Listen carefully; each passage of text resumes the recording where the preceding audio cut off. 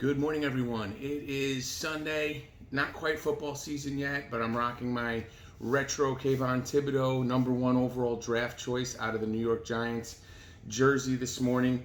And Sunday mornings are a good day to kind of sit around, have a cup of coffee, watch a little news or a little Sports Center or whatever you watch in the morning.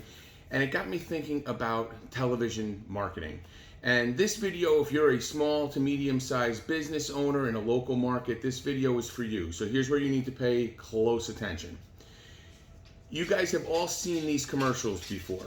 You're watching your show, it goes to a commercial break, and a commercial starts to play, and about 5 seconds into that commercial, it cuts off and it goes to another commercial. That's called preemptible space. Okay, so what ultimately happens with TV is there's only so much time in a 30-minute window and only a certain amount of slots for marketing. There's national brands that get a bunch of those slots, like the McDonald's and the Fords of the world. They take up their space, their 30s and 60-second spots. Then there are some regional ads for some larger broadcasters, like, say, for example, here in Florida, like Advent Health or somebody like that who's a brand that's here.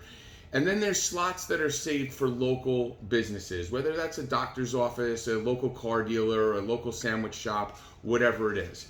This is a tip for you. If you're buying that space, the first thing I will tell you is you need to budget roughly about $5,000 a week for TV advertising, depending on the market. In Atlanta, I know it was a minimum of $10,000 a week when I bought TV there regularly. In Tampa, it's probably somewhere in that $5,000 to $10,000 range. Okay, so already your budget's at about $20,000 a month, and they're gonna give you X number of spots for that budget. What you need to do if you're a business owner, when you write your agreement with the cable company or the TV station or whoever you're buying the space from, whether it's broadcast or cable, is make sure in your contract it says space is non-preemptible. Because what's going to happen is somebody's going to come in and you're going to buy a certain amount of space, and another advertiser is going to come in. It's going to pay a little bit more than you did, just like AdWords. They bid or they pay a little bit more than you did, and your space gets cut 5 seconds into the commercial. And then you'll get a make good sometime at 2 o'clock in the morning, or a few spots at 2 o'clock in the morning to make up for what they call gross impressions, or what they call GRP. It's gross impressions. So they'll get you the same number of eyeballs on your ad, but maybe not at the same time of day. So what TV does is they sell it on this number, and then they give you space in the time when eyeballs are on your spot. And essentially, not to get too complicated, your space can be preempted if it's not paid at a higher price. So that's how TV works. You can call any TV station you want and ask them the same question. You tell them you want it non-preemptible, and your spot will run through its entirety. Okay, and if it doesn't, then they owe you make goods in that same time spot.